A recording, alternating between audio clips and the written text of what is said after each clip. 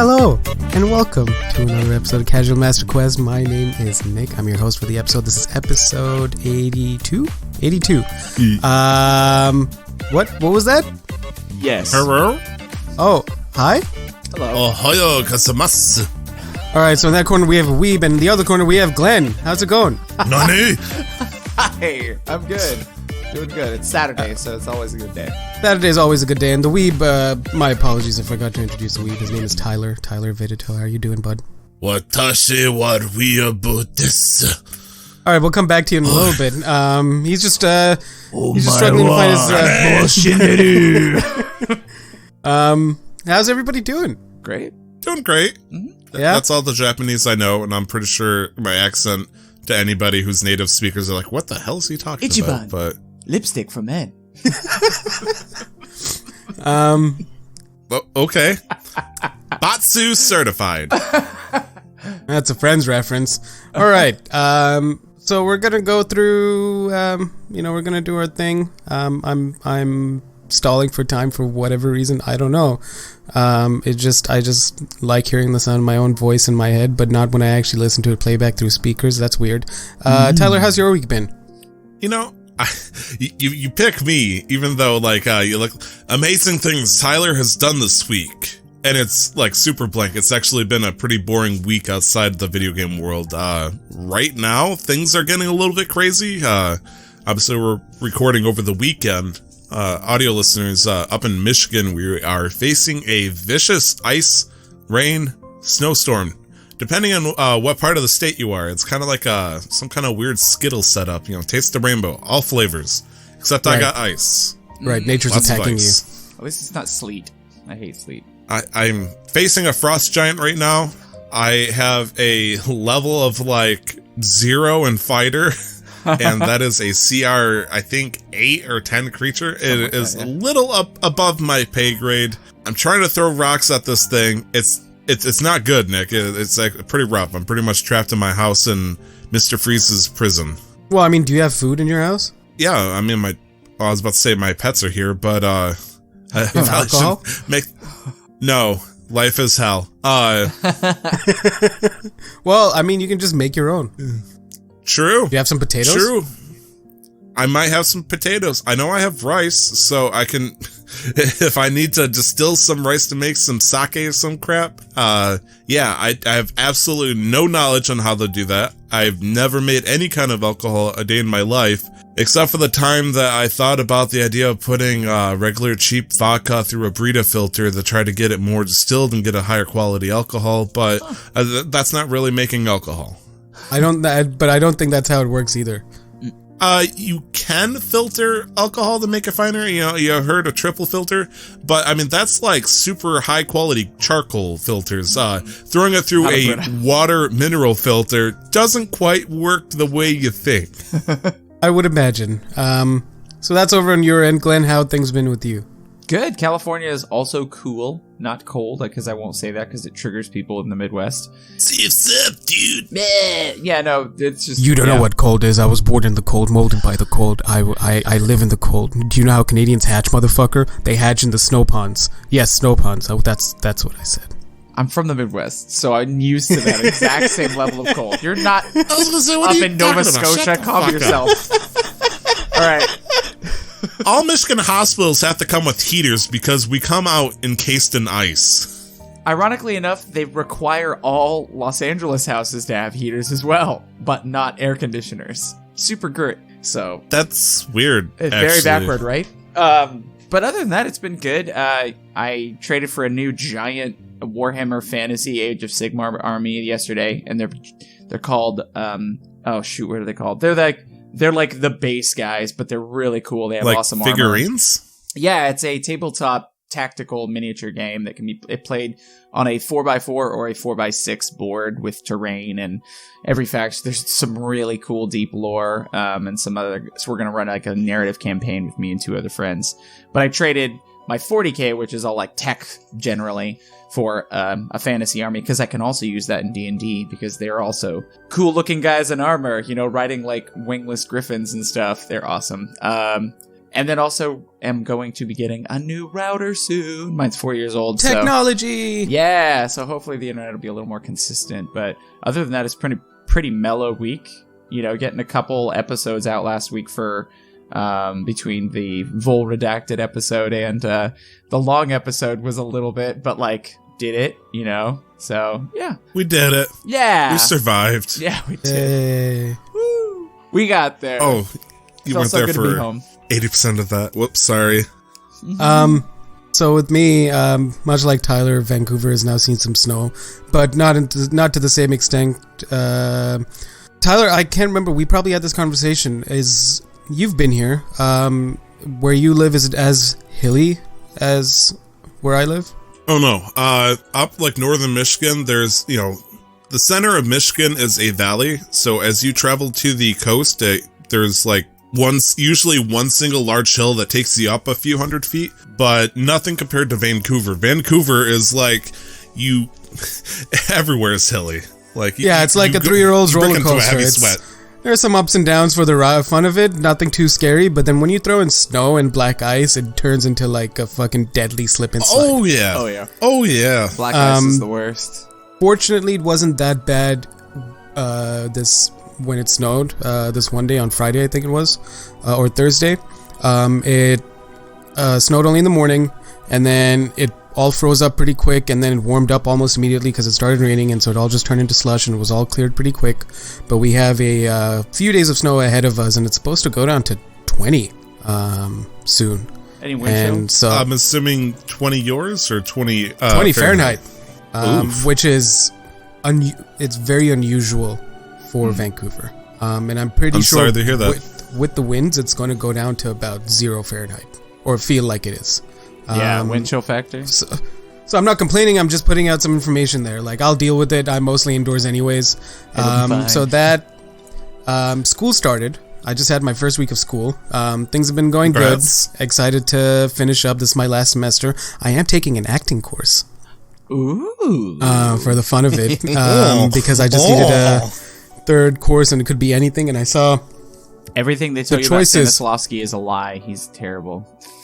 Well, we haven't gotten there yet because it's a theater-based acting course, actually. And our instructor really enjoys, it's 6 hours a week, 2 3-hour classes. And we do, it's very physical for the first 2 hours. We just come in, and then he just makes us do a bunch of exercises, exercises focusing on being aware of our body and how, because I think the big part of the focus of the class is portraying emotion through your body, because it's theater. Right, you don't get the close-ups, you don't get the action scenes, you don't always necessarily get the extensive dialogue or the multiple storylines happening. It's what's happening in front of you right now, right? So it's how do you portray that emotion through both you speaking, but also physically. How are you portraying that character, embodying that character? So as part of the course, we have to deliver a monologue by the middle of the semester, so sometime in Feb. It has to be a contemporary monologue. So I've been thinking of doing one of the monologues from Death of a Salesman, book by Arthur Newman. It's from the late 40s, I think. What constitutes contemporary? He said the last 90 years or so, and it has to be from a play. Yeah. Okay, early 19th century, okay. Or to early 20th century. Cool. And then we have to do a 2-person scene by the end of the semester, and he's going to pick our partners, which I'm excited for. Because when we first came in, he made us play a game where now essentially I know everybody's name in the class from the get-go. So we'd all sit in a circle, and I was sitting right next to him, so he started with me. He's like, all right, introduce yourself. What year are you in? Tell us something about yourself. I did that, and then it went on to the next person on my left. We went clockwise, and then they had to repeat my name and whatever they could remember about anything else I said, and then their name, what year they're in, and whatever, something interesting about themselves. And it went on until the last person next to the prof had to say everybody's name, whatever else they could remember, and then their own name, their year, and something interesting about themselves. And so because I was paying attention, because otherwise you're just sitting there and kind of bored, because I was paying attention, I now know everybody's name. So it's kind of cool that he started us off that way. That's a hell of a challenge. I'd be screwed. All right, start with your name. Shoot. So yeah, it's been good. I'm very excited because I took the course to started playing D&D more last year, and I took the course to maybe put in some more flair in that direction. But also just, I didn't want to do a course with quote-unquote work. I didn't want standard grading. I didn't want, this is still going to memorize very the script, physical. But, yeah. Yeah, no, so I've got to do the 2 things, monologue, 2-person scene, then I have to go to 3 plays and do write-ups about them, and then I have to show up. A big 30% of my grade is showing up. That's awesome, though. I mean, it's like, oh, you have to go see plays. Oh, no, for a grade? How terrible. Yeah, he's like, I don't want to give you guys homework. It's like, even the write-up for the plays is just like, yeah, just do a page. Double line, double space or single space, I don't care. Just do a write-up. Just go see the play, give me the ticket stub, and do a write-up. Yeah. Hell yeah, that's really awesome. That. Yeah, so, enough about that. We are a video game podcast. Oh shit, we are. I always get it mixed up every now and then with my other non-existent podcast where we just talk about our days for an hour and a half. Yeah, so enough about me, as much as I like hearing myself speak. I do too, actually. So it makes 2 of us. Yeah. Well, I mean, again, I like hearing myself speak in my head. So there were a few games that I think a few of us played, not necessarily together, but games we share in common. And we're going to start off with, because I just want to get this out of the way so that there's I only want posy vibes today. Me and Tyler today tried our hands, or this past week tried our hands at Darksiders 3. Yep, since all 3 of us officially have Game Pass now, thanks to Season 5, blessing us with, free games, essentially, for only $1 this month. Nick and I downloaded a bunch of games. And one of the 4 or 5 that I downloaded was Darksiders 3. And he already apparently had just, started it. And so I didn't know this. I kind of knew he was priming it up for Darksiders 4 coming out in the future. But it's like, I liked watching my wife play the first 2. This one, let's see how THQ Nordic, survives after their complete downfall and then rebuilding. Let's see the glorious monument they built. And Nick. It's pretty shit. It's shit. I got bad juju vibes from this one, man. It was rough.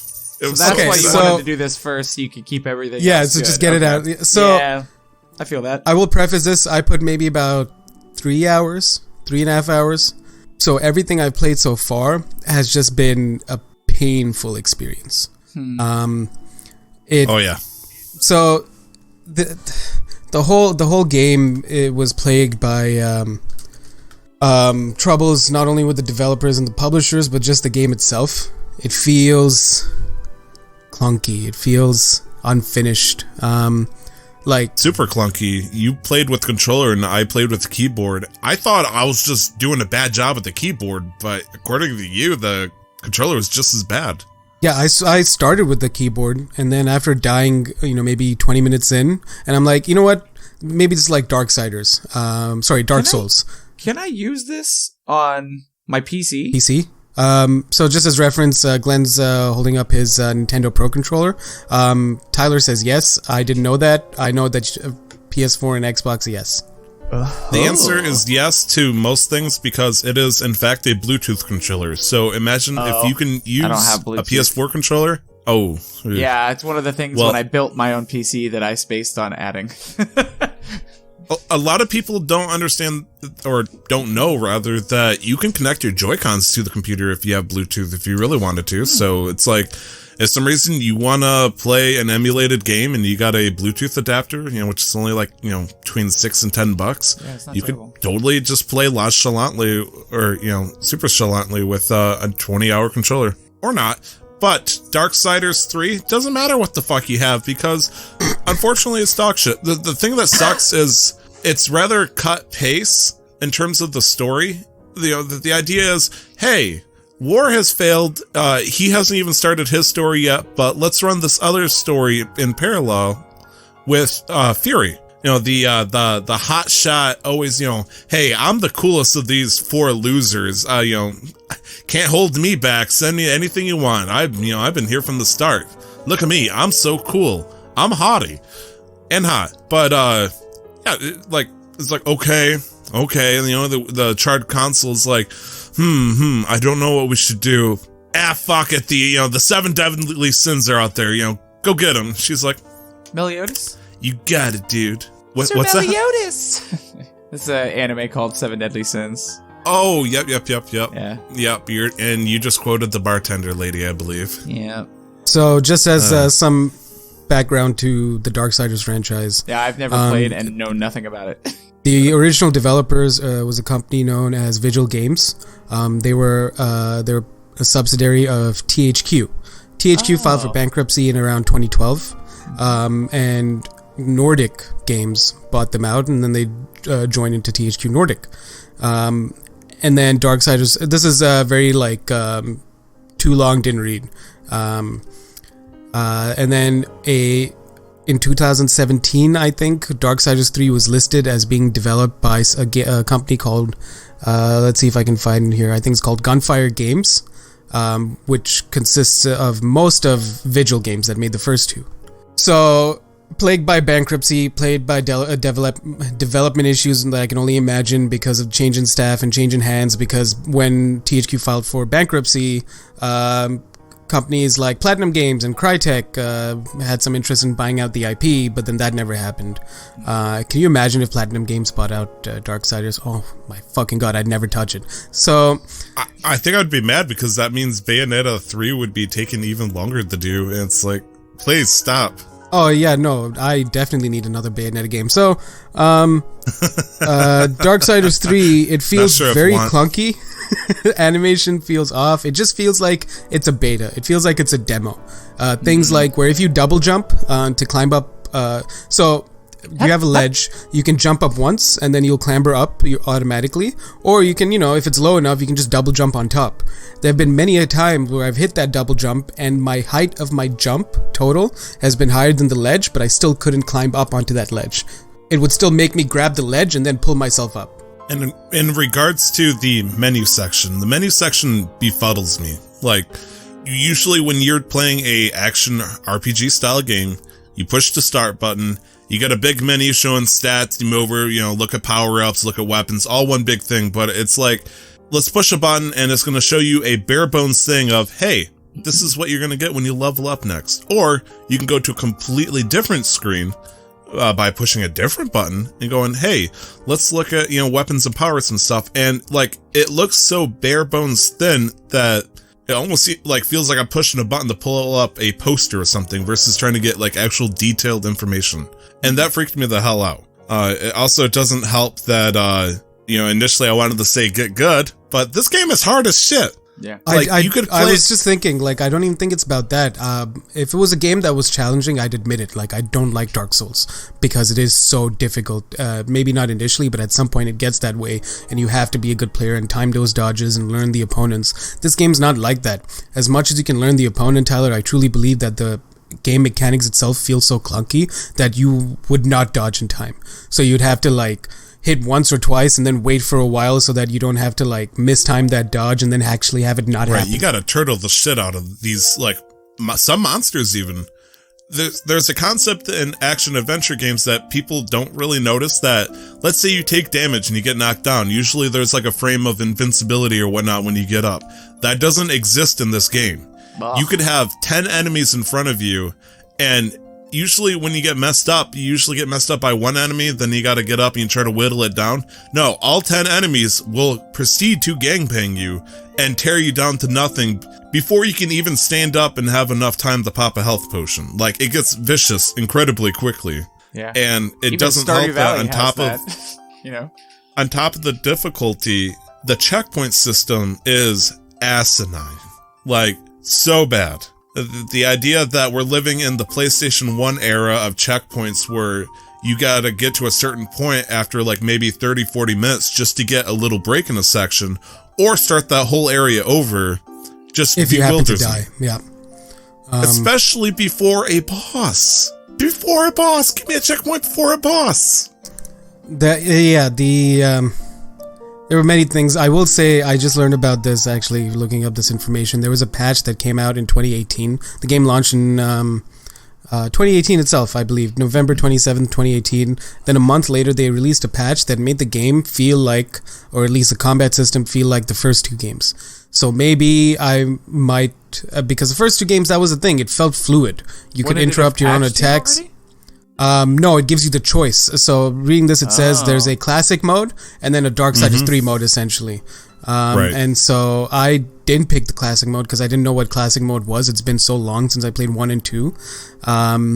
So I might give it another go with that, but the voice acting is cheap. It's not laughable, but it's cheap. It just doesn't feel well put together. It feels like a school project. So if you told me that this was 100%, if you told me that this was something that my friends made in my animation course, I'd be like, this is fucking great. But if you told me that a big company made this, I'd be like, this is garbage in comparison to what's out there right now, especially for 2018.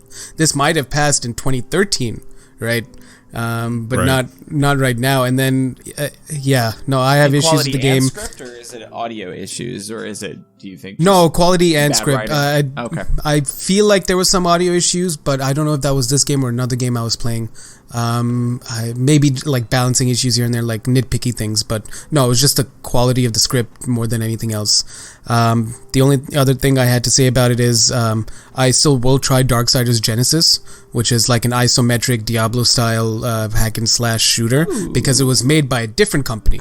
It wasn't made by Gunfire Games, as far as I understand. So it'd be the same feel and the same sort of story and characters, but maybe so the different perspective might be refreshing, is how that is? Oh, well, it's a whole different style of game. Again, it's very similar to Diablo 2. But Darksiders 1 to 3 is... Story is similar. It's same setting, so the idea for the story so far is the main character is from Darksiders 1, War, the first one of the horsemen, and then everything else is all the other characters of all the other horsemen are going to coalesce at some point. They're going to unite. And so the story is about what's happening with all of these other horsemen while War is struggling. Okay. Cool. So, yeah. It sounds like an interesting concept. I'm just sad that the execution was done Absolutely so badly. It is. Like the first Darksiders, it was kind of made fun of because a lot of people called it a homage to Zelda, essentially. Because the whole concept of you're running around with the sword, you're collecting heart pieces, you're collecting money to buy stuff, but the problem is though it was so hardcore and focused on clearing out demons and angels and stuff. It was pretty fucking cool. So even if it was made fun of, it was still a good game, and the second one capitalized on that. But it got lackluster success, and before you know it, toy headquarters went down. It was very unfortunate. So I think we should just call it with that, because Darksiders 3, if you enjoyed it, I'm glad you enjoyed it. Me and Tyler, not so much. There's another game that Glenn and Tyler shared this week. I don't know if they played together, but the two of you played Stardew Valley. Absolutely not. Yeah, he's on his Switch still, probably. Oh, I'm sorry. That sounded like not condescending. shade. It just means that's why we don't play together. He Not won't because play we don't with want me. to. It's because you're on your Switch, not because we don't want to. Right. That's all. Also, I'm usually away from my computer When you're playing, probably like out in the wilderness in Michigan without Wi-Fi. But yes, also that. No hotspot on your phone? I guess if you have no signal, yeah. Yeah. I mean, I tried hotspotting, but I guess I got to pay more for a plan, which is unfortunate. Yeah. I think this is going to be my swan song talking about Stardew Valley for a little bit, especially on the Switch, because I hit that point where I mean, I called it Winewood Farm, so I knew what it was going to turn into eventually. And so I'm producing 1,200 ancient fruit crops throughout the entire season, and I have 1,000 kegs spread across, I think 5 sheds, and then I've taken over the quarry. I cleaned out the quarry and put more kegs in there. So it's just making money. It's like, well, if I do this for another 10 hours, I'll get the golden clock. But I already did that before. There's no achievement in that. It's like, so you've already done all the new endgame content. I did the missing bundle, which leads to the theater, yes. And I mean, the perk of that is you get the raised friendship with other people. Yeah. And that's cool. It's cool. That could be that's a goal that I never really try for, but it's just making everybody your friend. I think that's probably a less achievement in Stardew, just in general. People mostly want to make money and get to the story. And I don't know, maybe that'd be kind of interesting to see how quickly you could start a game and make everybody up to full hearts, and how that might be kind of interesting. It's amazing that Stardew Valley doesn't let me do what I do in real life and make friends by, you spending all my money on them. And it's like, why? I think there are too many games like that. I like that you have to do things for them, and you have interactions at checkpoints where you can gain more, than you would have, or paying attention and doing jobs for them or stuff like that. I like the change of pace, personally. Right. Yeah. I enjoyed it too. I appreciated the double size and the big sheds. I did everything I could possibly want out of, I just needed to build 2 more towers. I did a run into the Skull Caverns. The towers? Oh, Glenn's give me the teleport towers. Oh, got it. Yeah, okay. They actually introduced one for the desert too, which is kind of exciting to consider. Yeah, that's really cool. So I discovered something by accident, to my chagrin, and back in the day when you did Skull Caverns, the further you went down, the more iridium ore you would find. And the big thing was, after you hit past level 300, there was just as much iridium ore as there was regular stones. It was everywhere. So you'd spend a fuck you amounts of money, 3 million worth of stone, make staircases. Yeah. And then just clamber all the way down, blow it up, and then you get 1 to 2,000 iridium ore, and you'd be set for the rest of the game. Wow. They patched that, so whoops. Is it deeper now? What I noticed, thought they added more to the Skull Caverns, is what I had read in the... there's definitely more with the dinosaur levels and all that stuff in there. The big thing is, I noticed, I don't know what the ratio is and all that, at a max luck day, plus the candy that you can get on Thursdays from the Desert Trader to give yourself plus 5 luck, I'm pretty sure. And the charm. And the charm? Yeah. Oh, for Krobus? No, the charm that you get, you bring a rabbit's foot to the truck next... Spoilers! You bring a rabbit's foot to the truck next to the Joja Mart and interact with it, and a guy's like, "Hey kid, what's up? Can I have a rabbit's foot?" And you're like, "Okay, here." And then you get a permanent boost to your luck. No shit. Yeah. I didn't know that. It's one of the... That's actually pretty cool. It's one of the secret notes. If you start at your house and then follow them until you run into something with those different directions, it'll take you on a journey that'll eventually lead you there. Tips and tricks for Stardew Valley, ladies and gentlemen. Glenn Houston is our host. Yeah. Concerned ape hate this man. And if you're playing with people online and one person does it, everybody gets it. Anyway, sorry. That's fucking awesome. The big thing I noticed is after floor 100, almost no change.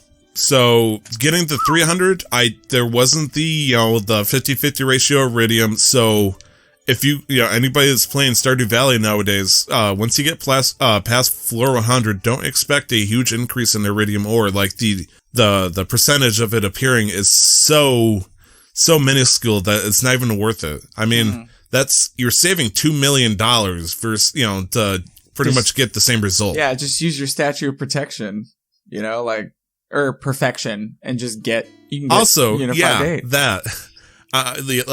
I think I scraped together, during that 300 thing trip with not max luck, but super high luck, somewhere around 500, so about 100 bars worth. And it's That's good. 3 million.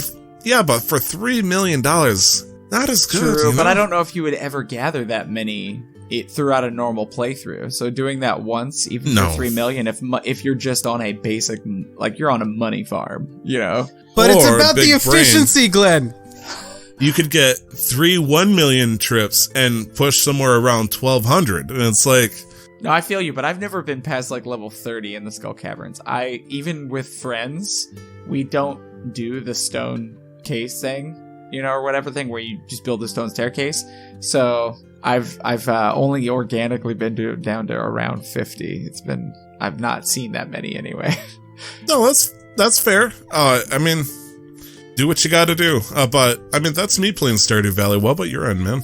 It's good. I'm trying to do things on because we have a stream farm that's kind of progressing well. We're in I think maybe fall of year 2. So we're starting to make decent money.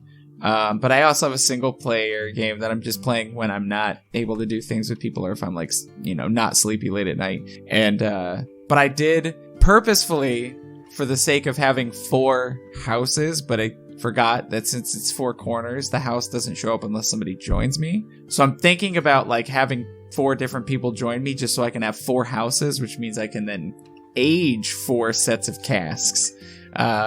So, right? That Right, early game instead of having to spend the money to build sheds. Yeah, but the sheds can't hold the things that you use to age the wine. Right, it has to be underground. It has to be under the house. So the only way to get more than normal is to have 4 people join you and then just not play with you. So I don't know. Yeah, I'm having fun with it though. Just trying to. I might like do a mill. I've never built a mill.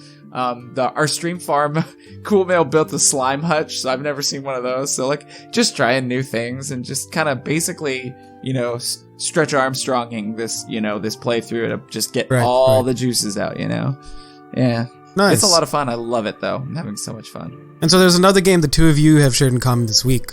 That I didn't realize. Breath of the Wild. Yeah. So before we come over to Tyler, what? Glenn, how far have you gotten into Breath of the Wild now? How are you finding the game? I fucking love it. How much can I talk about? So at the end of my first day playing on stream, because I'm making myself only play on stream, because I know otherwise I will just blow through this game, especially having now played it for about I think 5 or 6 hours. Like, I love it. So yeah, like I'm still learning to be okay with items that break and you just replace.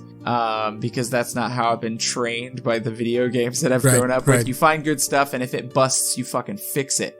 So like I'm using the crappiest stuff in my list until I You understand it then. And then you understand me. There's a boss, and I'm like, all right, because I did die once to like an elite bokoblin. How do you say it? Bokoblin. Okay. You can call it bokoblin though. That's what people used to say in Wind Waker days.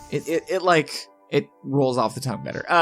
But like I died to one of those elite ones, and then I was like, oh shit, I'm just gonna, like pull out my good stuff for a fight. And then I shot him with a bomb arrow and he died immediately. But like, he blew him off the cliff. It was awesome. So bomb arrows is the answer almost every time, unless you're on the volcano. Don't do that though. So I can tell you from my playthrough, I did a lot of exploring first before I got through the story. Yeah. And so at some point I had like an average of 30 damage items just consistently. Oh, wow. And some higher level stuff like in reserve, but it gets a little easier as you just keep running around and exploring.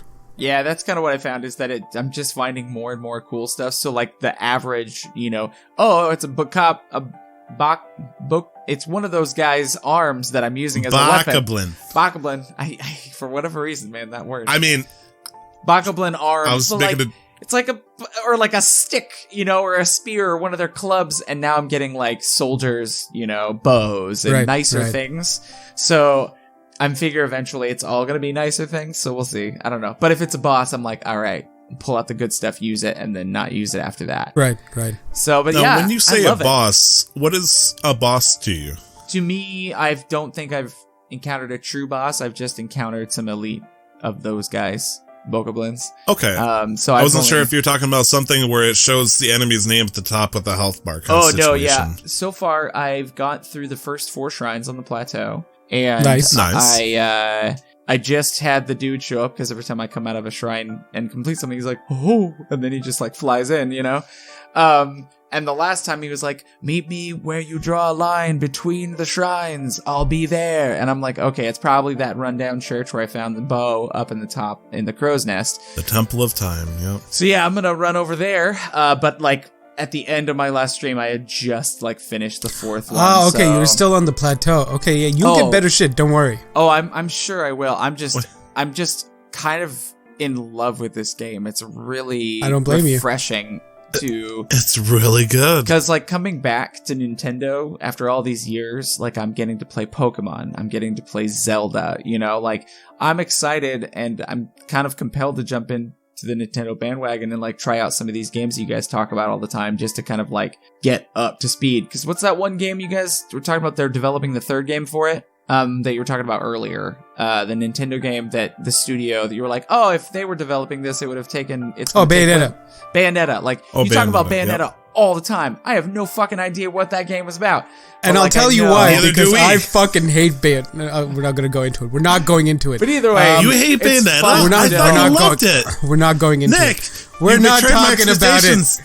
We're not. I played that game start to finish, and I made my Yes, you did. made my feelings about the game very clear. Did you Glenn, even touch the second one? I'm not fucking touching that game.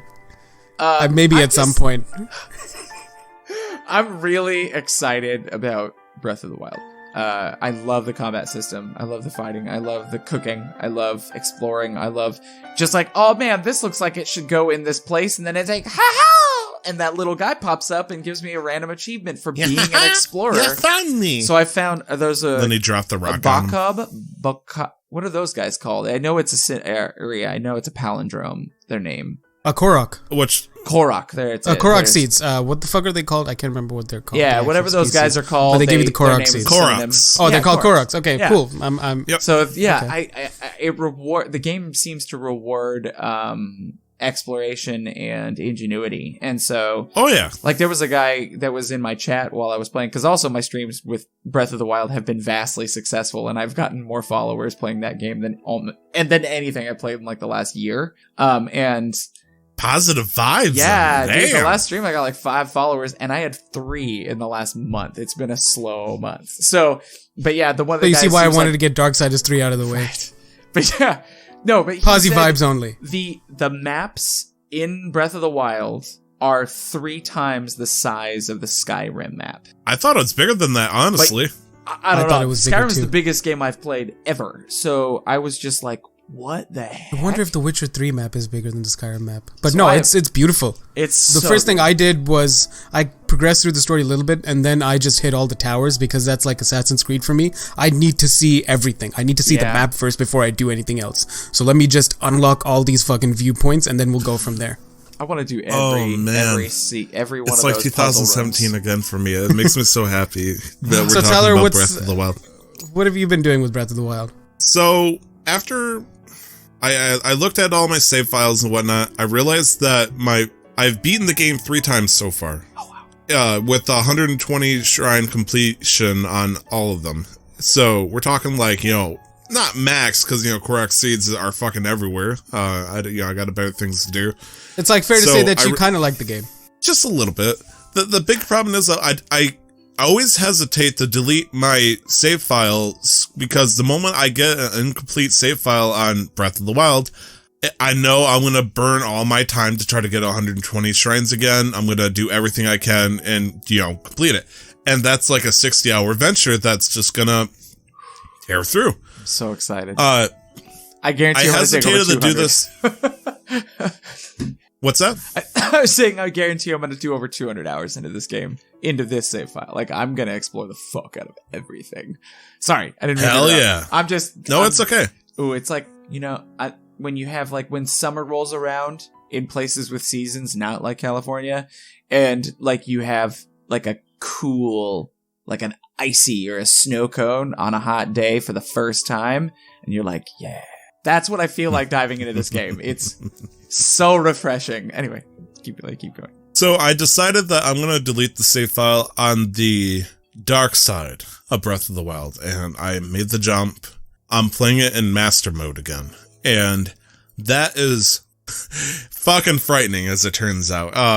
The good news is the power of the expansion allows me to cheese a little bit of the issues that come with this, but maybe like a quarter of the problems. So Glenn, in master mode, I'm pretty sure enemies have double health, they do double damage, and if you don't attack them fast enough, they'll start regenerating their health. Oh, shit. No. So, and they also... Give me the story, man. I'm that player, That's though. totally understandable. Plus, they rank up the enemies by 1. So, there's almost no red bokoblins in existence. All the ones in the Great Plateau are blue. So, you can imagine, I've only seen when 2 one of of those those, things and they can... almost one-shot me. They totally can one-shot, especially in Master Mode. And when those are your standard enemies you gotta fucking face now. And sometimes just, there's like 4 or 5 progress. of them in one place. Absolutely. Shit. The Great Plateau, like, in a certain section near the open field where the runes are, where you see the Century Guardian things, there is a Lionel, a silver level Lionel, which is the highest you'll see in a normal game, just prancing about. You have not seen the Screecher yet. Oh, I'm is, so excited for Glenn to see a Lionel. Yeah, I've only seen the bats and the bokoblins. When you encounter this creature, I won't go into detail, you'll know. It sucks. What's it called? It's called the Lionel. Thundercats. Oh! Lynel. So yeah, sure. Well, that's lion. Oh! Anyway. Cool. A silver Lionel by the spirit, by the Guardians? Like the ruins? On the Great Plateau. Jesus just Christ. walking around. It's just their way of saying, fuck you, this is what you're in for. And the scarier part is, in Master Mode, they introduced a concept of a rank above silver. If you defeat enough of a certain type of enemies, they'll start introducing gold level enemies, which are very tough. And you are not boosted at all. Your effectiveness. No, you start out the same way as a normal save. I'm playing the same level as you, Glenn. There is one saving grace I have going in my favor is amongst the expansion pass, there are special items that kind of give shoutouts to different Zelda games you can find across the world. For example, you can find, let's say, Phantom Ganon's armor from Ocarina of Time. It doesn't actually, it's like, one defense. It's all aesthetic. But there's that and like one or two other items. I found Majora's Mask, essentially. Shit. And the nice thing about Majora's Mask, even though it gives you one defense, is enemies think you're cool. The dumber ones. So, if I wear this mask as soon as I'm off the Great Plateau, and you can get this too if you have the expansion pass on your Switch, enemies won't immediately attack you unless you show aggression. And so, with that, I've been able to sneak past these silver level, bokoblins that could easily murder me viciously. The moblins will leave me alone. The only problem is, though, it's bokoblins, moblins, and Lizalfos, I believe they're called. Lizalfos. Yes. That won't mess with you. Everybody else will happily fuck your shit up. Akarat's will mess you up. Keys will mess you up. The wildlife will mess you up. Lionels will mess you up. So it's like, it gets me like a level 1 pass with some of the enemies, unless I have to fight them. But the moment a Keys comes up to me and hits me, and I bitch smack it with my sword, those guys will be like, "Huh? Oh no, that's a bad guy," and they pull out their one-shotting weapons and hunt me down like the motherfucker I am, and I gotta run for my life. It's like the glasses with the fake nose and the mustache. It's like, yeah, no, nothing to see here, all good. I'm fine. I posted a little video of me trying to walk over to the first city in this game, and I had to walk past a camp of, I'm pretty sure all silver, bokoblins, and there's 8 of them just standing around me nonchalantly, like, "Hey, who's this guy? Is he a new recruit?" I'm like, "What's up, bro?" Oh my, yeah. Hello, fellow teenagers. You're channeling some real me energy there. So I started last night when I went out on the road, and I played a little bit today as well. I think I put about maybe 7-8 hours into it total, and I just beat one of the Divine Beast bosses. Congratulations. Thank you. You won. It was actually a lot easier than I thought because, Blessed V, I came overstocked with a certain type of arrows that it was weak to, as well as one of those. It's upsetting, but it's fair. Having one of those ancient battle axes, the plus ones that, do insane amounts of damage, but you can only hit it 10 times before it breaks. I used it, and it works. Yeah, I managed to defeat the boss before it could do naughty things to me, and I am just wrapping up the cutscene over at that location. I'm doing the water-based one, if it means anything, and nice. Yeah, still a little bit nervous. Got, I think, 16 shrines in so far. I think the craziest thing I've done so far was I ran all the way to a shrine that's right at the outskirts of Hyrule Castle. That was a bad idea. Oof. That was a very bad idea. Oof. The good thing is, I found some fairies. I had 4 of them, and I used all 4 of them trying to get to the shrine. But, hey, at least you have the fast travel point. Yep. So, there's that little hell I'm hoping to never go back to for a very long time, because as it turns out, the Guardians will, annihilate you, eviscerate you. What do we say to the God of Death? Today. Yeah, so also that puzzle. Right now. Hopefully. That's my favorite video that you posted. Yeah, that was clutch. Yeah, so if you want to see any of these videos, please go ahead and give Tyler's Twitter a follow at 2xTyler, all letters. And so all my VODs have me playing the game too. And so go follow Glenn on Twitch at twitch.tv/Raizeth, RAEZETH, I think. Yeah, got it. Yay. So I think we all have just one other game to talk about each. Glenn, what else have you been playing this week? Just WoW Classic, doing the raids. Okay, with and just boys. doing the. Okay. It was really cool, actually. It's a big raid group on Discord called Need Not Greed, and a bunch of them actually came in and watched me play Breath of the Wild and hung out for a while and like chilled with me. Nice. So like the community that they're creating over there is pretty cool. They're all really nice guys. So that's the long and short of it. Got another piece of raid gear that's off spec for my guy, but it's good fire resistance, so it's great for the raid. So some fun stuff. Yeah. Nice. Tyler, what else have you got your hands on this week? Well, I talked about it last week, but River City Girls, I played it with Nick over Christmas, started playing it with the wife, and we've actually had quite a bit of fun with it, as it turns out. A good side-scrolling beat-em-up game that actually gives quite a bit of challenge, especially with the boss fights. Turned out, have a very good time.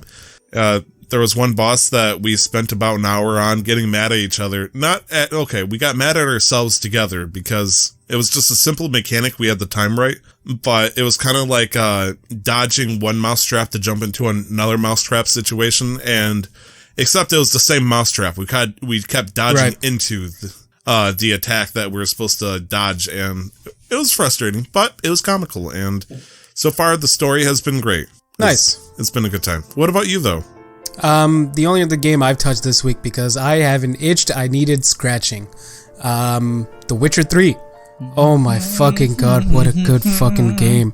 It came out in 2015 and it still holds up as such a good game. Holy shit. The Witcher 3, The Wild Hunt. Unsurprisingly, after The Witcher came out this, a few weeks ago, I think it only launched on the 20th of December. A lot of streamers that I follow felt the need to, they'd never had too much of an interest in The Witcher, and then they saw the show and they're like, hey, this is kind of cool, what's the game like? Or they played the game before and they were already fans of the series and the franchise, and they're like, this is cool, I want to play the game again. Because when I re-downloaded it, I saw the stat, the last played on Steam. I last touched it in 2017. And I'm like, that was a long while ago. I had so much fun with this game. I'm going to play it again. And I'm going to try with The Witcher 3. They simplified a lot of the systems from The Witcher 2. And they're 3 different skill areas, and I usually ignored one of them, which is alchemy, which gives you more proficiency in the poisons, potions, oil blades, and bombs that you can use in the game. And so I decided to try a build focusing on that and focus more on heavy armor. And it's a different playstyle. It's a playstyle I don't usually employ in any game, and I thought I'd just try and give it a go, because as the gameplay has its own issues. The game itself, the game mechanics, there are some issues here and there. Overall, it feels very solid, but the draw of The Witcher was always the narrative. It was always the story. It was always the world that you were exploring. Because when you get to the main area, it honestly looks like it looks like the Riddler's wet dream. Because when you start unlocking all of these undiscovered locations, there's just like question marks all over the fucking map. There's so much to do. I put 91 hours into the game just casually exploring when I last played it, to finish the game from start to finish, including the DLCs. And one of the DLC itself adds a whole new area that's maybe like a quarter the size of one of the main maps, with its own if nobody's ever played this game, I'm sure you could find the game out right now for not very high price, at a reasonable price, be it on console or PC. Just give it a go. If it's not your thing, just get the refund, but I will wholly endorse this game till the end of time. And the fact that it's even on the Switch. A game of this size and magnitude is on the Switch, maybe not necessarily in all of its full graphical glory, because that's impossible to do with the hardware on the Switch, but the fact that it does exist on the Switch on a little cartridge is amazing. That's been me. I put in like 45 minutes into the first Witcher game, and do you think with never touching the second one and playing only a tiny bit of the first one, it would be a good idea to play Witcher 3? I never played the first one. I put maybe an hour, no, maybe 2 or 3 hours into the second one, it was very confusing and very convoluted, some of the systems, and hard to understand. And The Witcher 3 is like that, but initially because of how much information there is. And once you start processing some of that and just going out and just playing the game, it gets easier to understand what's going on with, the character customization and stuff like that. Also, there's so, like with any other game now, there's so many guides out there that'll help you get help you get going and help you just get your feet and find your feet, and then you can sort of explore from there. I think it's still worth it. There's plenty of in-game lore and plenty of other sources of lore for you to figure out some of the connections. The Witcher 3 is a game entirely on its own. There are almost no loading screens unless you're going from one map, and I'm talking about, Skyrim has a map. If you fast travel from one end to the other, it goes through a loading screen. Here on one map, if you fast travel from one end to the other, depending on how fast your PC is, you'll see the loading bar just like blip, pop up and then disappear. It's seamless between going in from like walking through caves and exploring and everything. That's seamless, but fast travel has like a second of a loading screen. Let's see, how much is The Witcher 3 on Steam? Wait, is Witcher 3 on Steam? Yes, it is. Is that how, okay, I wasn't sure if that's how you've been playing it. Let's see, right now it's a majestic $39.99. For I was going to say, I looked up the size of the maps and the comparisons. Yeah. The Witcher 3 is 3.5 times bigger than Skyrim. So Breath of the Wild and Witcher 3 have comparable sizes as far as their map. Nice. Okay. It's like 15% less, but still, they're very, very big. So The Witcher 3 is $39.99 on Steam. What about the DLCs, Tyler? Because those just add on to the fucking game like there's no tomorrow. It's another $10 if you want to buy the Game of the Year edition, which comes with Blood and Wine, so good. Hearts of Stone, Wild, yeah. 3 expansions? Okay. Wow. No, so it's just the 2 expansions: Blood and Wine and Hearts of Stone. Oh, okay. Yep. Wow. Hearts of Stone was the first one, I think, and it adds on new stuff to the existing area. Blood and Wine gives you a whole new area. I think that's an amazing lead into our actual topic, isn't that? Yep. After we talk about our tangents. What do we have? Right, Tyler, do you want to? Do we have? Do you want to? Do you want to lead us through this? Okay. Together, the three of us have combined our ingenuity, our creativity, and our infinite wisdom, and we have pulled from a giant list that we are totally putting stuff together to begin our tangents, because that's what we are so fucking good at. And so we decided, like last week, we're going to pull out 2 words that we randomly typed in our tangents war chest, which is vastly expanding, almost exponentially, multiplicatively, additively, I don't know. One of the, those. Exponentially in terms of how many we pull. I think that's... True. Holy shit. We got 2 phrases here. The first one is UFOs, the little alien things, or governmental experimentative, aircraft that are also just UFOs. And a gun that shoots memes, or sorry, a gun that shot memes. No more though. How do I shot webs? Again, has. A gun that shot weebs memes, but a gun that shot weebs. No, please. So when the first thing I thought of when these were the 2 words that we got, so during my vacation, because I woke up so early, I spent a good chunk of my mornings just watching movies, which I haven't done in a long time, and so I finally watched Pixels with Adam Sandler. And all I could think about was this alien species coming to greet us, and then they pulled out a weapon, and when they fired it, it just shot memes at us because they thought that's how we communicate. Shooting because that's all they could extract from our guns and memes. The satellite communications or whatever they could pull. They're like, this species seems to have some sort of fondness for this style of communication. Gosh. It appears they call this the Shibu Inu. Must be some sort of god that they revere. A man of red and blue, but there's a second one of them pointing at each other. What does this mean? This must be a conundrum. They call it Spider-Man. But But yeah, that's He's all I sitting can think behind of. a desk now. Yeah, I just thought of E.T. sitting in front of a computer and looking really sad and confused after returning to a trip to Earth, and then pulling out their phone, and just wondering where Vine was, because it's an alien that wonders where the gun that shot memes was. So the first thing we have to say, or I'm going to ask is, okay, so it's a gun that shoots memes. Yeah. Does it actually shoot like the person or thing that is doing the meme? Ooh, no, I think it shoots the meme into your head, so you like have it happen in your brain. Like the gun Like from a thought projection gun. Yeah, like the gun. Oh, gosh. The gun from Hitchhiker's Guide to the Galaxy that like was a feeling shooter. So you would shoot it at somebody, and then they would Yeah, they would feel that. the feelings that you felt, but it would just be memes. Oh gosh. Never gonna give you a fuck off. It's just gotta the world reload ends it. with you. Never gonna. Can you? It's just a machine gun, so you keep hearing like the same two words over again. Never gonna, never gonna, never gonna. Ah! Yes. Run. So, do you think this would scare aliens away? How do you think this would do this to our UFO friends here? Oh man.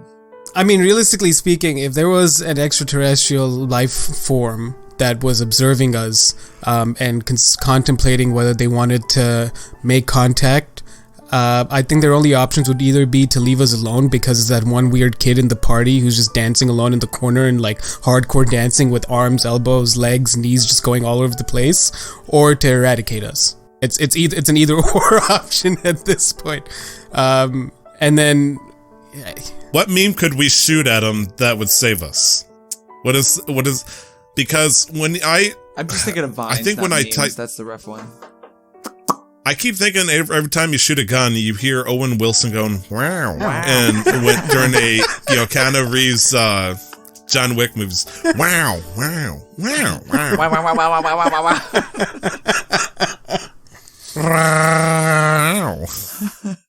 wow. I don't know. I don't think we'd be able to combat them. No, I think they just kill us. Because truly, if there was, I mean, again, I'm no scientist, but if there was ever a life form that had the power of like visiting us from a different planet, I think we'd be in trouble in terms of technology. Would they have the gun or would we have the gun? Oh, Well, so my original thought was that's how they thought they could communicate with us, and so that's why they built the gun. But what if that was a gun that we used in our own conflicts? We just shot memes at each other, and that's how we resolved political strife. shooting memes. War ends A after war of Sniper words. convinces General that Terry Crews's Olden Spice is clearly the reason for peace. Well, so And I think the see definition. the general just flexing his fucking packs like, I understand now. Look at your man. Look back at me. Look at this horse. I know that's not General Terry gets Crews, but shot. it's still Old Spice. General gets shot by the Terry Crews meme bullet, and then he just strips immediately and starts playing the drums with his muscles. The shot heard around the world. I Version I 2.0. prefer that sort of warfare to what we currently do. It would be stupid, but it would be better than death. Wars are So settled when- by dance battles. Now dance on Sounds like an cardboard. anime, actually. Oh my goodness. So It's just what was that way too long movie series that was all about like street dancing competitions? Kick It or something? It was what's his face? Channing Tatum's like big break was in that movie series. I know which one you're talking about because Step I Up fucking love by it. Step Nick Up. in the chat. Yeah. We're on Step Up Thank you, 15 Nick. now, just like, Now Music 45 that they're on. So like, yeah, the whole world is just that movie. if there was an execution by firing squad, would that mean the person just got so overloaded with memes that their heart just stopped it right there? Or what would happen? I would think. I mean, that's a little bit brutal for memes. They just give up. They just give up? They just give up or they defect. Think of it this way. If they're being executed? Think of it this way. It's they're being executed, quote unquote, by the USSR, and the USSR just kept shooting them with You Mother get Russia political. memes. Oh yeah. right? And then they're like, in Mother Russia, whatever does this, God, and then that's eventually they true. just start to believe it, and then they defect. So there's no executions. There's just turning. Huh. We make the best cars in the world. We make the best memes in the world. Better than all the other memes. It's gonna be huge. It's weird because Kojima specifically, but a lot of Japanese publishers, Square Enix, Konami, and all that, they love the idea of using memes as a means to an end with the end conflicts. And memes is used, in a historical sense. Nowadays, memes to us mean funny pictures that represent something that stay for a very long time, but they try to use it archaically at a certain point. Well, the definition of a meme is an element of it's the smallest unit of culture that can pass on information from one human to another. It's a method of delivering the smallest amount of cultural exchange. So the potential it has for how much of the world unites over a single meme. What is the meme that would unite everybody? What is the memetic bomb that could just nuke somebody into? That's a hard one because meme is susceptible. All memes are susceptible to trends, just like anything else. Over the last so certain 2 months, countries would have meme resistance. 100%, because over the last 2 years was not 2 years, 2 months, maybe 6 weeks even, was The Mandalorian with Baby Yoda, right? But then Disney Plus is only available in Canada, the US, and Norway, I believe, and maybe the UK, but I'm pretty sure it's only 3 countries right now. Huh. Right, so unless people are pirating things, not everybody's gonna get the Baby Yoda meme. And then you also have to think about impoverished countries and countries that don't have access to the internet constantly or cannot partake in a meme, culture. So it's, we've inadvertently stepped into a topic of there is no one meme for everything, because even different cultures perceive different colors differently. Yeah. Also, there's UFOs in this situation, of course. That shit's real too. You heard that Soleimani trolled Trump on Twitter, not long before he got fucking blown up by a drone. So, our species has devolved into using, it was first emails, it was first whatever this, and now it's turned into memes that we use to exchange information. Really, that's what it's come down to. True. And cultural ideas. So the idea of an alien species thinking that this is how they could communicate with us doesn't seem too far-fetched to me. What a renaissance. Oh my God. I mean, as you said in the movie Pixels, that's how they tried communicating their version of battle with humans, essentially, is by mimicking their video games to use it as their own assault. Right, yeah, because the movie starts off with them sending off games from 82 out into outer space as a sign of as a message, as we're humans, we're here, whatever, and then the humans misinterpreted it as war, because that's all they thought it was, because it was all games about action and killing. Yeah.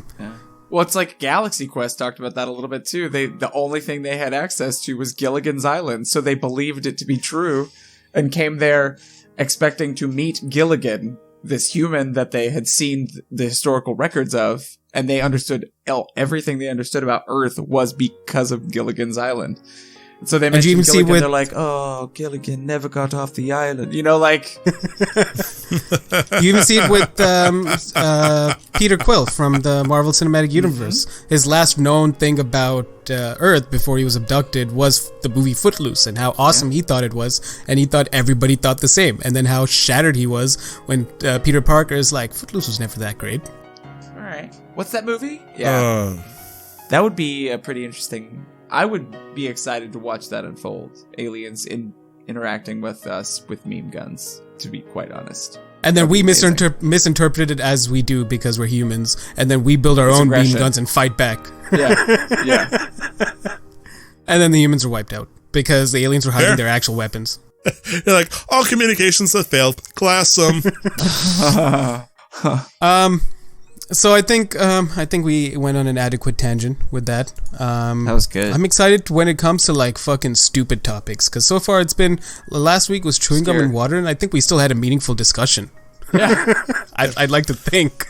And this one had got into some socio-political, talking about how our species has evolved in communication despite our advancements. It's weird. We evolve, but also devolve at the same time. Everything happens in parallel. Yeah, aliens would be like, surely these people couldn't do anything useful, meanwhile we're like curing cancer and stuff, Not us, but the people that are doing found the a work. way to somehow, we have the most, the best convoluted, complicated, and sophisticated way of communicating with each other across the entire fucking globe, but we proceed to pass information to each other 1 kilobyte at a time to make a joke.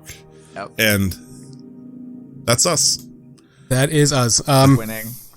So we're going to move into the topic of the show, and as Glenn mentioned, our topic is pretty on point so far with everything we've discussed. So the topic is games that feel incomplete without its DLC and expansions, or games that felt not necessarily complete, but that benefited from its DLCs or expansions.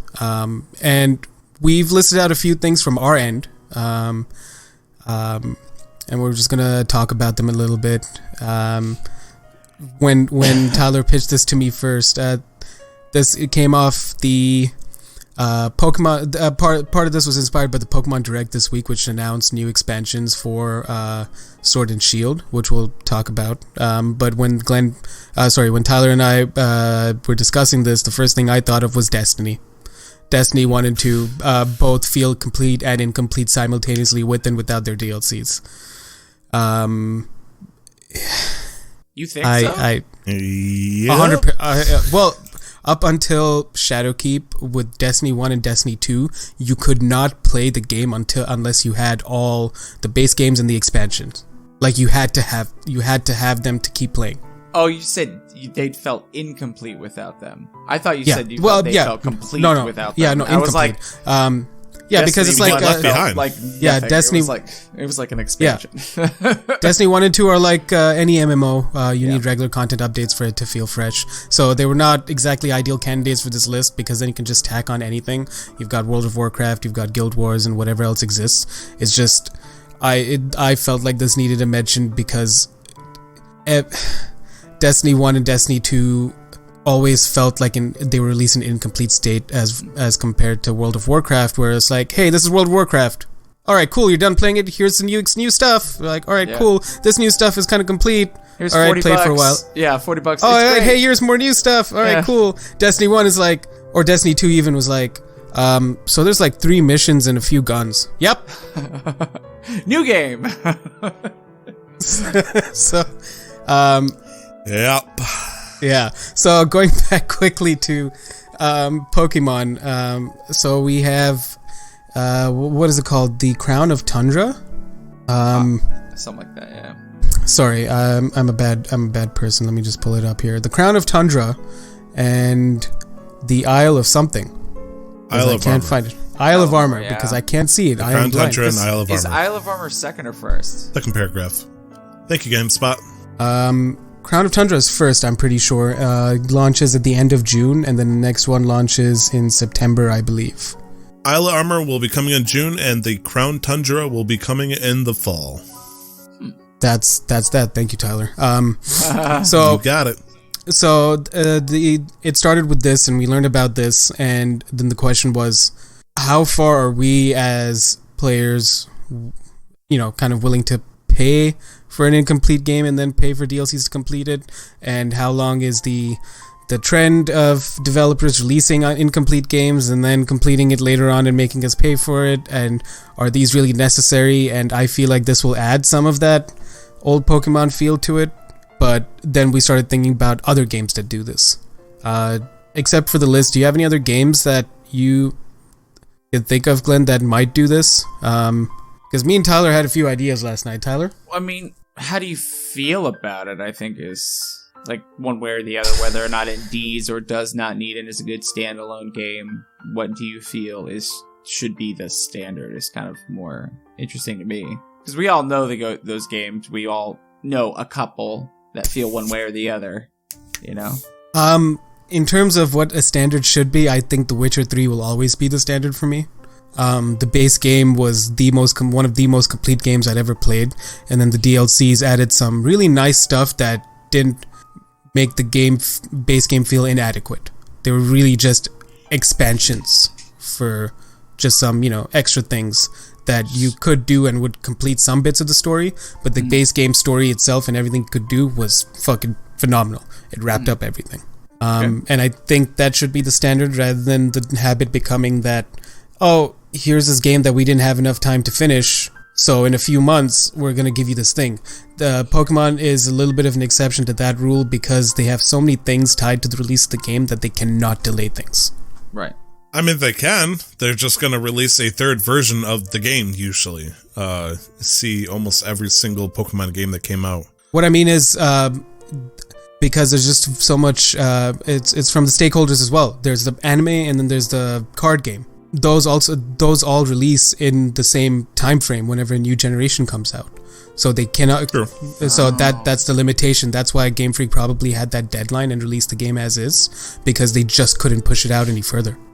One would wonder if that's going to continue, because that, if it becomes problematic consistently, then that's going to be something that the fans are going to be pissed off about, because they're paying more money and wait to play an incomplete game and effectively beta test for them, Right, and now we've moved. It seems like they're transitioning to this model of, here's a game, and we're going to give you more content via an expansion pass or seasons pass, whatever you want to call it. That a lot of games are subscribing to these days. At this point, will we get a third game? But we haven't gotten a third game in a while, though. Also, remember, that trend stopped with X and Y. Even further, Black and White, because Black and White didn't have a third game. It had a third and fourth game. It had Black 2 and White 2.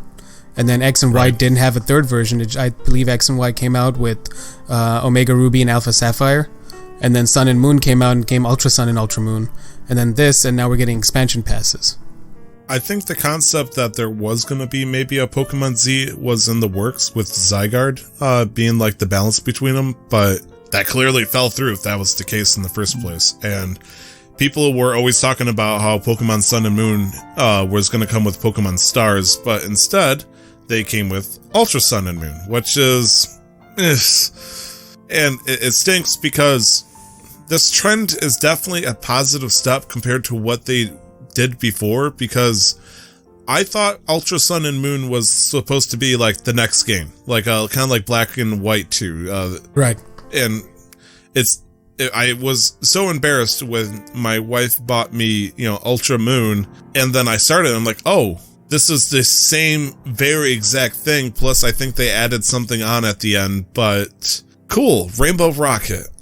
I guess I just gotta play through the entire fucking game again, and maybe I'll see that at the very end as an addition. Not, instead of paying $5 for a DLC add-on to the game I already own, that almost everybody owns, I had to buy a full new game just to get a little bit of extra content at the very end. And so the idea is like, well, I could pay almost nearly the price of what I would have paid for like every other of those games, where it was usually $39.99 for the new game. To get more content, I could. But also here, Sword and Shield now, they're full $60, $70 games, or $69.99, right? Yeah. Was what they were. And again, I think it's important I don't think that the games were incomplete. They were complete games, but they were lacking in things to do, which in comparison to previous generations was substantial in the amount of things that you could do in the game. There was just not that much. Yeah, I mean, what is the biggest side ventures that we can do in Sun and Moon? Like, obviously there's breeding, shiny catching, and all that stuff, but there's not really an like, you got Battle Tower, which I did quite a bit of, and it was okay. But whereas you look at like Black 2 and White 2, it unlocks new areas and unlocks new zones to capture higher level Pokemon and unlocks a new story mission. Platinum was also the one that did that with Generation 4, and then things like that started dwindling off drastically. And so what used to be the case where you'd get a new area to explore after you beat the game, beat the champion, now we're paying for it. Like, where's the equivalent of the beauty contest? Maybe like something, where's the... We hardly ever go fishing anymore because there's, some reason, there's meaning to it, I guess, but you can just as easily catch the Pokemon in the water. Like, there's so many different fronts that they can explore, but it feels like they're putting all their eggs in the basket with Dynamax dens that it just feels almost lackluster. I'm glad because I'm very conflicted, specifically in regards to Pokemon, because I'm glad that there might be a reason for me to start playing it again, and I desperately wanted that, but... I'm scared of that, man. I just completed the Pokédex. If they add 200 Pokemon to that, I'm gonna not hear the end of it from you saying that I didn't complete the Pokédex. No, that's not true. You completed the Galar Pokédex. You didn't complete the National Dex because that was impossible for you because you couldn't do it. So what are they going to call this new Pokédex if they just add 200 Pokemon but not the full completion? The Extended Galar Pokédex? What we should have fucking done in the first place, Pokédex. Okay. Because I will also, like, to make this very clear... That was passive-aggressive. To make this very clear as well, and there's never been a game where you could catch them all in one game. You always had to do some sort of combination of trading from other people and also porting over from previous generations. The difference was that you could have all Pokemon in one game. This was impossible. This is impossible with Sword and Shield. So the shame the Isle of Armor isn't like a moving island that rams into the side of Galar, like the Vikings are invading, and so we get to find like where Berserkers and all that came from, and they just get a whole new region of like Viking Scandinavian-esque Pokemon there. Right. Glenn, what are your thoughts on all this? I think I need to wait until I see how much is in the expansions to really find out if I like this form of doing it with this game. Because for me, the game felt full. Granted, I have not played in a while, so comparatively there may have been a lot more to do, but I just checked my save and I did over 60 hours. And that and I haven't completed the battle tower. I've done no shiny farming. That was just exploration and a discovery and, you know, and story. So I think you beat the game and you were happy with it, weren't you? Yeah, exactly. Yeah. Nice. So, like, it feels that's all you need out of it. Yeah. And so, like, if the expansions, you know, for the price of the expansion pass add enough extra stuff, it will feel very much in the realm of what The Witcher did, where the game, for me, felt very full and good.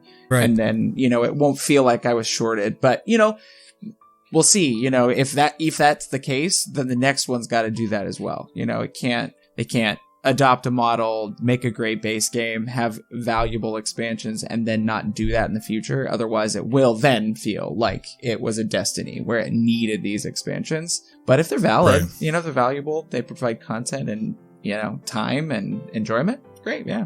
I don't know. We live in a day and age where a $90 Pokemon game might be the next thing. The problem is, I also think I'm just too understanding. I think, they don't necessarily have any excuse, and I'm not trying to defend them, but I can only imagine the difficulty in adapting the development team that was so used to developing for a series of limited power handheld consoles, and they got that so down to a perfect fucking science that they struggled with it. But then there's so many reports out there that says the contrary, where they were just lazy and it was bad management. So I'm not necessarily trying to attack them. On paper, objectively, there's not as much to do in these games as compared to Generation 5, which was when it started to drop off. So I'll just have to wait and see again. This is more just me voicing my personal frustrations. I'll just wait and see. I'm obviously going to pick them up. Despite my displeasure with Sword and Shield, I am going to pick up the expansion pass, because that's just, I'm a slave to certain games, and Pokemon and Destiny are some of them. It's, you know, we'll see then. But when this was proposed, and like what games felt incomplete without their DLCs or needed DLCs, not needed, but the DLCs were a good bonus. Destiny, The Witcher, and were the two ones that popped out almost immediately, both on either end. Destiny almost definitely needed it, because unlike maybe other MMOs, it's not just new stuff. It's really only when the DLC drops or a new season drops that we get balance notes. We get patches to the game and stuff. There aren't many regular patches. There's no like bi-weekly or monthly patches. We don't get sandbox tuning regularly. We only get it once every 3 or 4 months. Is this the most expansion pass we've had ever before in a video game? What do you mean? Has anybody ever charged $30 for an expansion pass before? Oh yeah, usually they're like $10-15. With every other Nintendo platform, it's been $20. Breath of the Wild, with all the DLCs that it came with, the Octo expansion for Splatoon 2, also $20. Like, this is almost mind-boggling that, times are tough. We spent a lot of time in this expansion, and $30. Please understand. And it's like, damn. Yeah. I want to say that maybe the Witcher 3 expansions were $20 each around the time they came out before Game of the Year edition was announced, or maybe $15 each. But Nick in the chat says he's sure, and I think so too. I think there are plenty of games that do that, maybe not regularly, but I'm sure there are games that'll charge you to fucking no tomorrow. Destiny, I'm pretty sure, was like $25 or $30 for each. It was, and you had to have the previous ones to play. Yeah, 40. Yeah, okay, yeah. Now that they have the expansion pass, it's way more simple for me to justify spending money on that game. But I'm excited for these to do well, because I feel like watching you guys who are big Nintendo heads and love Pokemon just be a little less happy about a game, even though you're still enjoying it, it's obvious that like you wish there was, X, Y, and Z that you could add to this, to make it better. I'm hoping. I'm happy where Pokemon is where it's at. Yeah. I am, specifically. And when I hit my burnout stage with Pokemon, when I finally got that fucking shiny Charmander, I'm like, this is good. I'm ready to put this down. We had a fun run. This is it. But then when I'm being told, you could have more fun, I'm like, I'm getting ready to take my nap. Yes. You could have this Monster Energy drink that's full of Pokemon content for 50% of the game's price. And it's like, DLC for half the game's price? And they're like, yes. You could play more. It'd be almost the same thing, but there'd be 2 new areas. You could spend 10 hours at, Dynamax dens catching these Pokemon you'll never use in competition. I sleep. But they're the scissor. Serious shit. I'm just excited Blastoise is going to be in the game again. Yeah, I'm just gonna wait and see. Fortunately, there's enough time before the first DLC comes out, and that's in June. And so in the meanwhile, we have games such as Cyberpunk 2077 that are gonna be out. So I'll be more than happy in a state of bliss to come back all the way down by playing Pokemon. And like for me, like 2 games that I think of that have DLC that kind of like pissed me off. Because some of these games I played after the fact they came out, and so the DLC comes out after that. That pretty much was like, hey, hello fans. Did you want the true ending of this game? Well, boy, do I have news for you. We actually content locked that after you beat the game. But you didn't beat the game. You didn't see the credits, the way we wanted you to see it. Because you gotta give us more money, fam. And it's like the first thing I think of is Dead Space 3. Dead Space 3, a lot of people apparently didn't like. It didn't sell as well as the first, and to a lesser extent the second one. But I still love Dead Space 3. It leaves a lot to the mystery, and the company that made it is gone. Visceral Games is gone. Super gone. So there's never going to be a wrap up to how Dead Space 4 is ever going to come into existence to give any more into the lore. But after you beat Dead Space 3, you're like, there's something called Awakening, a DLC that, explains what happens to the main character. Does he live? Does he die? What happens to John the Spartan from Halo 3 level bullshit? And you gotta pay the same price for like a hour-and-a-half DLC as what the game they're charging. So it's $10 for Dead Space 3, and it's $10 for the hour-and-a-half DLC. And it's like, fuck you. I'd rather watch the YouTube video. Yeah, Mass Effect was similar. Mass Effect 3. There were a lot of people with the base game that were unhappy with the base game's ending. And then I believe they added a free update first that gave you one more choice at the end than there already was.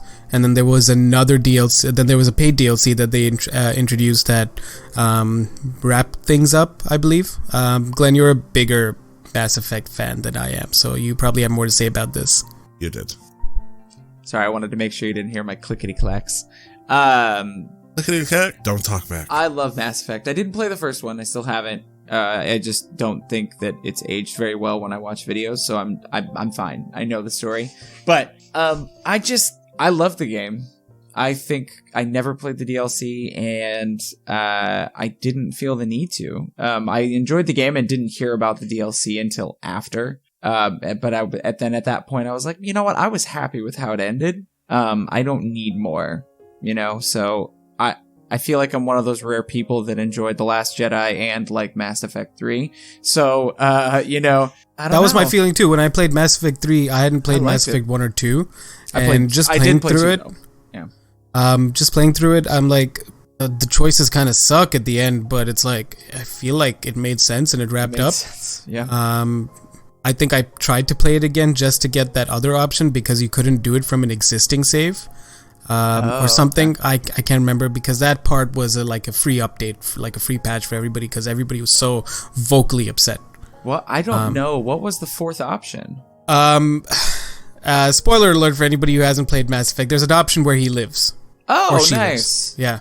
I like that. That's cool. The from Ashes, I believe the expansion was. No. The immediate. It was free.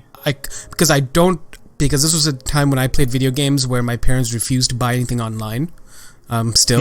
So I couldn't buy the DLC. So I believe there was a patch that they introduced because the community was so vocally upset. They're like, this fucking sucks, fix it. And they're like, all right, calm down, here's a fucking third thing or fourth thing, here you go, be happy. And then I looked it up online and stuff, and I was like, whatever, the story wrapped up, it's a trilogy, like I feel like things end good in threes. I think that's where usually they should stop. And so I'm like, whatever, he did his job, everything worked out. So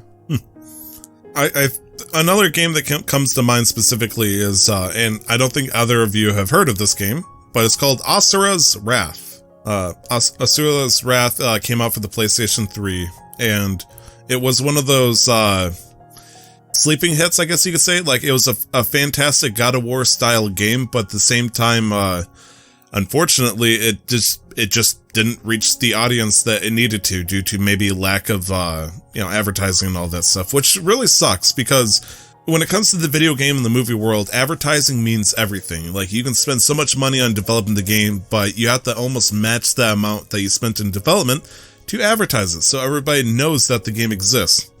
And so we get, those rare situations where it's like they spent all the money in developing, but they forgot to pay for the advertising part. And then we got Asura's Wrath, and it turned out to be a pretty good game. And the only problem that I had with this game is after you defeat the big boss and all that, you clear the game, you save whoever you need to, the character that's helping you from the sidelines essentially does a cutscene at the end of this game going, her, this is exactly what I wanted the character to do. Asura, now you set up the stars have aligned, so I, the true villain, can now take over, step in their place. And if you want to face me, it's only $9.99. It's like, motherfucker, again. That's why? Stupid. It's interesting. Fuck you, Golden Spider. It's interesting you mentioned advertising because I just looked this game up, and I'm like, well, it's a Japanese developer. There are issues with them being known in the West sometimes, depending on who's who. And the developer was a company called CyberConnect 2, published by Capcom. And I'm like, oh, I've never heard of these guys. Turns out CyberConnect 2 they do a lot of things. They did the Naruto Shippuden Ultimate Ninja Storm trilogy, Ultimate Ninja Storm 4, Road to Boruto. They even got a very high profile game coming up called a little game called Dragon Ball Z Kakarot. So it's interesting that maybe this was a publisher issue more than a developer issue. Especially considering Capcom has hits such as Monster Hunter World and fucking the Resident Evil series. It's weird because a lot of people talk great, not great. I played the main core game for Resident Evil 5, and I was like, it's okay. I had fun with friends, let's call it. But apparently Resident Evil 5 Gold or whatever came out and it had the right stuff that needed to make the game great, and I still haven't touched it yet. And so it's just weird when you say Resident Evil. I was like, Well, so Sure. to me, any horror game, I feel like the focus is never on the gameplay or the game mechanics or how good they feel in comparison to other, third-person shooters or whatever. It's the fact that they want to try and scare the shit out of you, and they did a good job at it. I think that's always the focus when people try to critique horror games. But anyways, we're going off on a tangent. Surprise, surprise. Anything else to say about DLCs and games needing DLCs? Great when they add it as additional content. Not as great when it becomes an essential part of the story. Fuck you if they say, if you want the true ending, give us more money. Don't gatekeep the final satisfaction that one needs to complete your game. 100% agreed. I couldn't agree more. So we're gonna move on to game releases in this day of gaming. Yep. Start of the year is always slow. Glenn, do you want to tell us what's coming out over the coming week? Yeah, coming up on January 17th, we have a Dragon Ball Z Kakarot. Now, I've seen advertisements for this, but is it just another side-scroller fighter, or is it a little more story-based? I don't know. I think, I'm not sure if it's Dragon Ball Fighter style, like Budokai versus like Tenkaichi. Yeah. But so far, I believe I've seen Frieza, Cell, and Kid Buu, so I'm guessing it's just a re-exploration. I don't know who developed it this time versus... I just mentioned it's the same people that developed Asura's Wrath. Oh! Yeah. Nick, I'm so happy for you. I hope you enjoyed the shit out of this game. But it is an RPG. Oh, cool. I like that. Interesting. That's been the an thing that RPG. has made me not want to play any of the games before that, is that I don't care about just pure fighting games. So that might be on my list. It is an open world action RPG. Published by That's Bandai cool. Namco, developed by the same people who made Asura's Wrath. Yeah. I mean, I would like to say that CyberConnect 2, the people that developed this game, the big thing that they've been known for is making the Naruto Ultimate Ninja Storm games. So, I'm actually a pretty big fan of CyberConnect 2 with their Naruto games. I mean, it's not really, it's a fighting game, but it's more meant for trying to be as flashy as possible, which Dragon Ball Z is actually a perfect candidate for. And so, if they want to show, like, over the top, Goku has anime sweat on his face as he does the attack, sure, why the fuck not? Imagine Dragon Ball Z Kakarot ends with him charging a spirit bomb, and you have to pay for a DLC where he actually finishes charging it and tosses it. CyberConnect needs your energy. If you want to see Goku use your spirit bomb, we'll need a cooperative donation of 300,000 DLC buys of only 99 cents. Thank you for understanding. You want to save the planet, don't you? Glenn, what else is coming out for the week? So that is coming out on January 17th for PS4, Xbox One, and PC. So unless you're on exclusively a Switch, you'll get it. Then this is a game I assume one of you have an idea about, called Tokyo Mirage Sessions. Number sign Yes. FE Encore.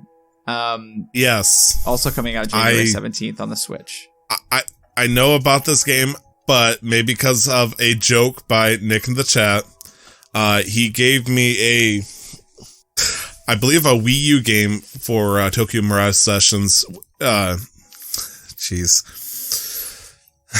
It's essentially, I believe, a rhythmic dance game where they introduce characters from different games to be put together in a single group. So, basically, it's a bunch of people or characters from manga and anime.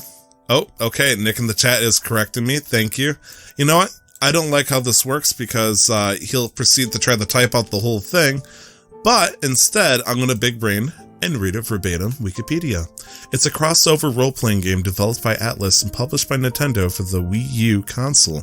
The version that's coming out for the Switch sounds like it's going to be the same version, but it's going to be updated port.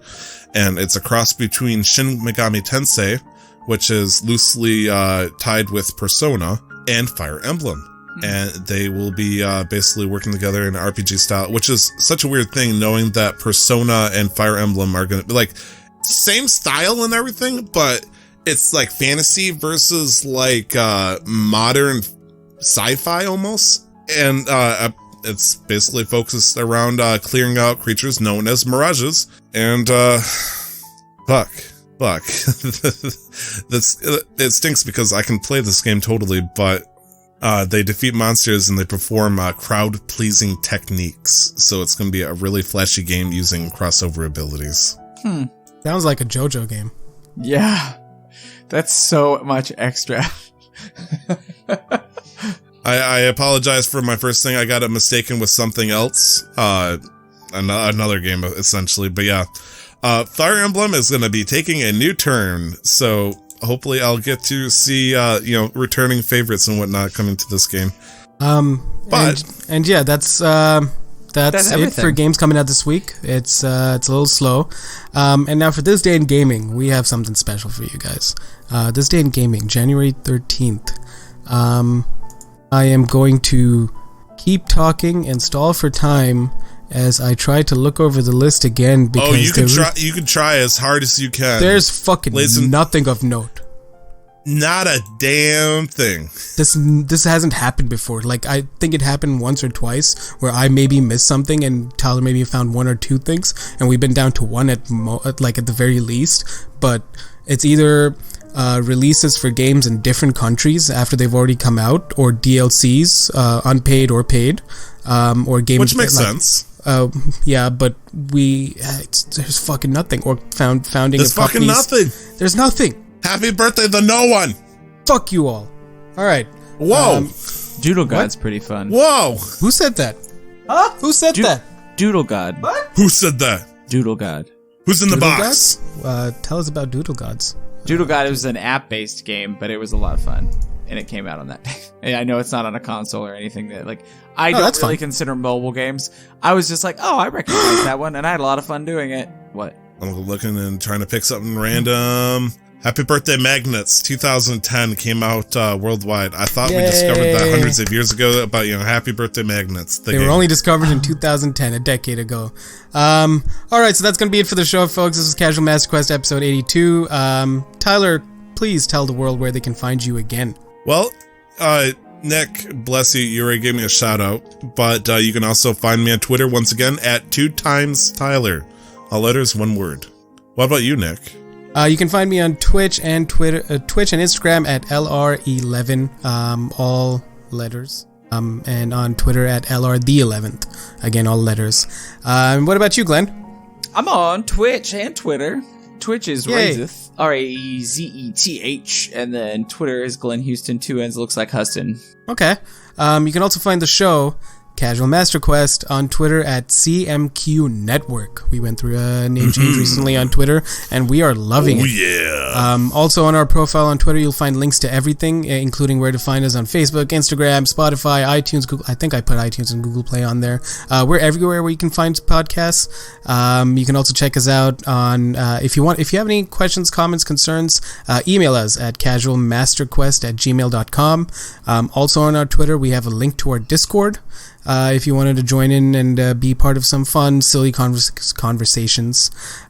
We also have a D&D podcast called Casual Quest Masters, where we get to live out our lives as don't say it. Thank you. Don't say the dark words. I don't want to hear it. I don't know what you're referring, but that's fine. Huh? Best life. The thing I shouted in all caps in the secret chat over in the other. Sure. Yeah. Okay. Yeah. I know exactly what you're talking about. The D&D podcast is fun. It's been going through some interesting twists and turns. Please come and check it out. We're really having a good time. But otherwise, any last words before we close off here, folks? Fuck games that end in DLC for the actual story. Rightly so. Also, yep. You look great today, Nick. Thank you. I grew my hair myself. Anyways, that was Tyler. That was Glenn. I'm Nick. This is Casual Master Quest. That was episode 82. Thank you very much for listening. Have a good week, folks. And don't forget to never stop the grind. Bye-bye. I love you. I miss you so much, Nick. So much. The intro to the podcast, titled Casual Master Quest, was paid for and produced by the wonderful talent Revelries Music. You can find more of their work at soundcloud.com/Revelries Music, or just click on the link in the show descriptions. The background music is the album Top 50 Best Classical Piano Music by Brilliant Classics. You can find out more about Creative Commons at www.creativecommons.org/license/by/4.0.